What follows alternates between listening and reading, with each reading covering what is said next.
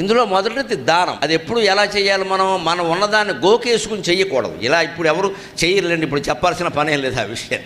కానీ కొంతమంది యొక్క మనస్తత్వం ఎలా ఉంటుందంటే ఓ లెక్క చేయకుండా ఇచ్చేస్తారండి. పేరు కోసం, కీర్తి కోసం. లోపల పైకి చెప్పరు, లోపల ఆ కీర్తికాంక్ష ఉంటుంది. దాంట్లో దెబ్బైపోతారు ఒక్కోసారి. తర్వాత పెళ్ళాం బిడ్డలు రోడ్డును పడతారు. ఈ దానాలు ఏమి కాపాడవు. అక్కడ వచ్చి అలా ఉన్నదంతా ఇచ్చేసుకున్నారు, చూసుకోద్దా, ఆడదైనా చెప్పాలి అని ఇంట్లో ఆడాలంటే. అందుకే నేను మొహమాటం లేకుండా చెబుతున్నాను. ఈ రోజుల్లో లెక్క ప్రకారం 10,000 మించి ఎవరికైనా దానం చేస్తే భార్య భర్తకి, భర్త భార్యకి చెప్పవలసిందే. అనుమతి లేకుండా దానాలు చేయడానికి లేదు. వాళ్ళని ఒప్పించి చేయాల్సింది. మనకు అదనంగా ఉందే ఇస్తున్నాం, అంతేగాని ఈ లక్ష్యం మనకి లేకుండా ఇవ్వకూడదని తప్పు. తనకు మాలిన ధర్మం లేదన్నారు, మొదలు చెడ్డ బేరం లేదన్నారు. ఎంత నీతి నిజాయితీ ధర్మం కలిగిన వ్యాపారస్తుడైనా లాభం వేసుకోవడం మానేస్తాడు, కానీ వస్తువుకి నష్టానికి ఎవరు అమ్మరు కదండి. ఎలా అమ్ముతారు? అలా అమ్మకూడదు, వ్యాపార ధర్మం కాదు అది. అందుకని ఎప్పుడు దానం అంటే మనకు అదనంగా ఉంది ఇచ్చాం.